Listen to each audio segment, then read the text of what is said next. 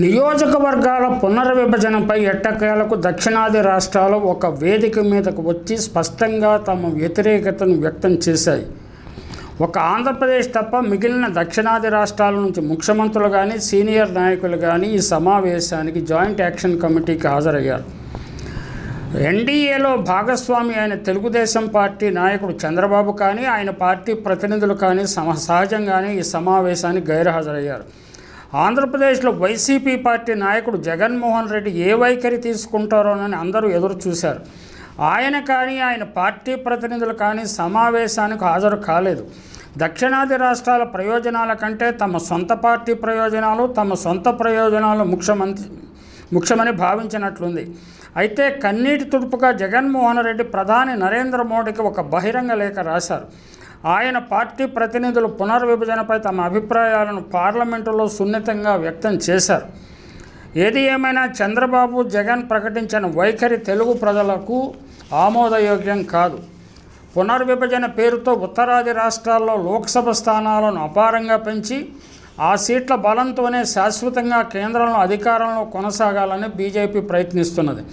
1971 జనాభా లెక్కల ప్రకారం నిర్ణయించిన లోక్సభ స్థానాల సంఖ్యను యథాతథంగా ఉంచాలని, పునర్విభజన ప్రక్రియను 25 సంవత్సరాలు వాయిదా వేయాలని దక్షిణాది రాష్ట్రాల సంయుక్త కార్యాచరణ సంఘం ఏకగ్రీవంగా తీర్మానం చేసింది.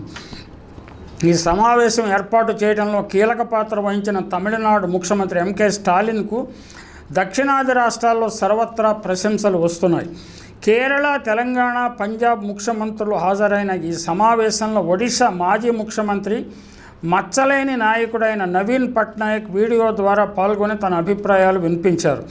కర్ణాటక నుంచి ఉప ముఖ్యమంత్రి డీకే శివకుమార్, తెలంగాణ నుంచి బీఆర్ఎస్ కీలక నాయకుడు కేటీ రామారావు కూడా పాల్గొన్నారు.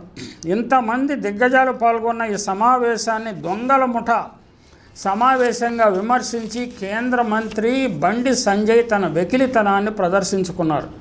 అది మరోసారి రుజువు చేసుకున్నారు. 1971 నుంచి కుటుంబ నియంత్రణను చిత్తశుద్ధితో పాటించిన దక్షిణాది రాష్ట్రాలను పునర్విభజన ద్వారా శిక్షించడం తగదని సమావేశంలో పాల్గొన్న నాయకులందరూ అభిప్రాయపడ్డారు. ఈ సమావేశంలో బీఆర్ఎస్ నాయకుడు కేటీ రామారావు చేసిన సూచనలు ఇతరుల కంటే భిన్నంగాను పరిశీలించదగినవిగాను ఉన్నాయి. దక్షిణాది రాష్ట్రాల జనాభా దేశ జనాభాలో 19% కానీ జీడీపీలో దక్షిణాది రాష్ట్రాల వాటా 36%.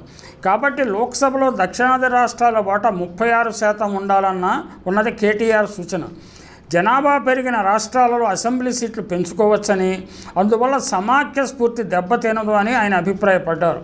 2047 నాటికి ఇండియా ఆర్థిక, సాంస్కృతిక, సామాజిక రంగాల్లో సూపర్ పవర్గా మారాలంటే రాష్ట్రాలను బలపరచాలని కూడా ఆయన సూచించారు. సహకార సమాఖ్య, కోఆపరేటివ్ ఫెడరలిజం అవసరమని, బలవంతపు సమాఖ్య కొహెర్సివ్ ఫెడరలిజం కాదని కూడా ఆయన స్పష్టంగా పేర్కొన్నారు.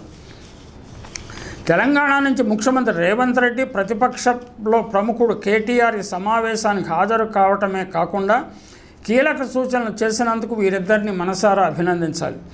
ఆంధ్రప్రదేశ్ నుంచి ఈ సమావేశంలో ప్రాతినిధ్యం లేకపోవటం దివాళాకోరు రాజకీయంగా ఎద్దేవా చేయక తప్పదు.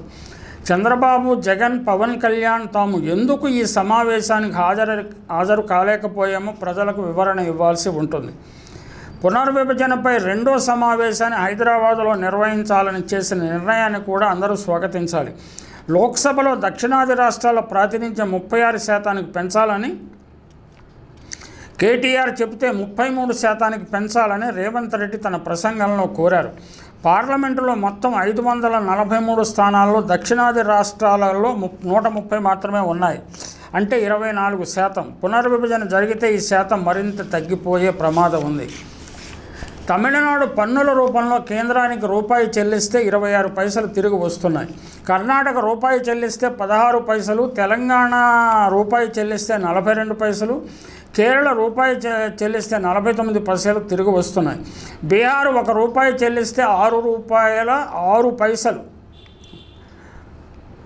యూపీకి 2 రూపాయల 3 పైసలు, మధ్యప్రదేశ్లో రూపాయి 73 పైసలు కేంద్రం వివిధ రూపాల్లో ఇస్తున్నది. పునర్విభజన తర్వాత ఒక్క యూపీలోనే 149 లోక్సభ స్థానాలు ఉంటాయని హిందీ రాష్ట్రాల మద్దతుతో అధికారం చలాయించాలని బీజేపీ ప్రయత్నిస్తున్నదని పంజాబ్ ముఖ్యమంత్రి భగత్ సింగ్ మాన్ కూడా హెచ్చరించారు.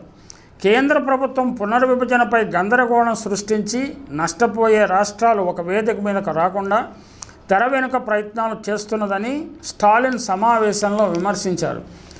కానీ 2026లో పునర్విభజన సాంకేతిక సర్దుబాటు కాదు, దక్షిణాది రాష్ట్రాలపై దాడిగా కర్ణాటక ఉప ముఖ్యమంత్రి డికే శివకుమార్ విమర్శించారు. ఇక జగన్మోహన్ రెడ్డి ప్రధానికి రాసిన లేఖలో ఏం పేర్కొన్నారో చూద్దాం. ప్రధానిగా మీ నాయకత్వం, మార్గనిర్దేశం చాలా ముఖ్యమని పేర్కొంటూ దామాషా ప్రకారం అన్ని రాష్ట్రాల్లో సీట్ల పెరుగుదలపై దృష్టి పెట్టాలని కోరారు. రాజ్యాంగం 24వ సవరణ ప్రకారం 2026లో డీలిమిటేషన్ ప్రక్రియను చేపట్టాల్సి ఉంది. కానీ దీనికి ముందుగా 2021లో చేపట్టాల్సిన జనాభా లెక్కింపు ప్రక్రియ కోవిడ్ కారణంగా వాయిదా పడింది. 2026 నాటికి జనాభా లెక్కల ప్రక్రియను పూర్తి చేయడానికి ఇప్పటికే అన్ని రకాల చర్యలు తీసుకున్నారు. ఇది జరిగిన వెంటనే డీలిమిటేషన్ ప్రక్రియ జరుగుతుందన్న అంశం అనేక రాష్ట్రాల్లో తీవ్ర చర్చకు దారితీస్తోంది. ముఖ్యంగా ఈ ప్రక్రియ ద్వారా తమ ప్రాతినిధ్యం తగ్గిపోతుందని దక్షిణాది రాష్ట్రాలు ఆందోళన చెందుతున్నాయని జగన్మోహన్ రెడ్డి తన లేఖలో పేర్కొన్నారు. మొత్తం మీద డీలిమిటేషన్ వల్ల దక్షిణాది సీట్లు తగ్గడం, హిందీని బలవంతంగా రుద్దటానికి పరోక్ష ప్రయత్నాలు ప్రారంభించడం, ఆర్థికంగా దక్షిణాది రాష్ట్రాలను దెబ్బతీయటం ఈ అసంతృప్తి ప్రబలటానికి కారణం. కానీ 2026లో అసెంబ్లీ ఎన్నికల్లో విజయం సాధించటానికే, ఎన్నికల్లో లబ్ధి పొందటానికే స్టాలిన్ ఈ సమావేశం పెడుతున్నారనటం రాజకీయం అవుతుంది.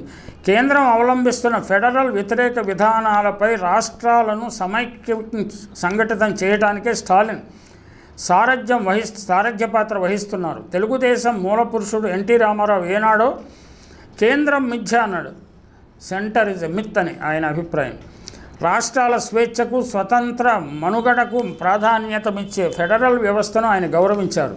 ఈ విషయంలో కేంద్రాన్ని సైతం ఢీకొన్నారు. కానీ ఇప్పటి ఆ పార్టీ నేతలు హిందీని జాతీయ భాషగా అంగీకరించని రాష్ట్రాల హక్కును, ఆయా భాషల స్వతంత్రాన్ని హరించే ప్రయత్నాలకు అడ్డు చెప్పకపోగా అదే భారతీయత అనే పోకడలను అనుసరిస్తున్నారు. కూటమి భాగస్వాములుగా ఉంటున్నారే తప్ప దక్షిణాది రాష్ట్రాల ప్రయోజనాల గురించి ఆలోచించడం లేదని పరిశీలకులు విమర్శిస్తున్నారు. స్టాలిన్ కంటే సీనియర్ అయిన చంద్రబాబు వైఖరిపై సర్వత్రా విమర్శలు వస్తున్నాయి. జగన్మోహన్ రెడ్డి కూడా తమ పార్టీ తరఫున సమావేశానికి పార్టీ ప్రతినిధి పంపించగలిగి ఉంటే గౌరవప్రదంగా ఉండేది. రాష్ట్ర ప్రజల ప్రయోజనాలను గౌరవించకుండా ప్రాంతీయ పార్టీలను నాశనం చేయడానికి పాతాళ హోమం ప్రారంభించిన బీజేపీకి చంద్రబాబు, జగన్, పవన్ కళ్యాణ్ అంటకాగటం తీవ్ర విమర్శలకు గురవుతోంది. అగ్నిలో మాడిపోయే శలభాల మిడతల్లాగా ఈ ప్రాంతీయ పార్టీలు క్రమంగా బీజేపీ తాకిడికి మాడిపోతాయని కూడా కొందరు విమర్శకులు అభిప్రాయపడుతున్నారు. మార్చి 22న జరిగిన సమావేశం స్టాలిన్ వ్యక్తిత్వాన్ని అమాంతంగా ఆకాశానికి ఎత్తివేసింది. తమిళనాడులో ప్రజాభిప్రాయాన్ని తనకు అనుకూలంగా ఆయన మార్చుకోవడమే కాకుండా బీజేపీ వ్యతిరేక శక్తులకు, దేశవ్యాప్తంగా వ్యతిరేక శక్తులకు ఆయన కేంద్ర బిందువు అయ్యారు.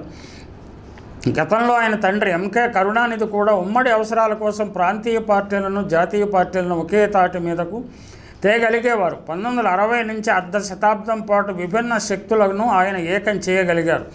ఇందిరాగాంధీ, షేక్ అబ్దుల్లా, ఎన్టీ రామారావు, దేవగౌడ వంటి నాయకులకు కరుణానిధి అభిప్రాయాలను గౌరవించేవారు.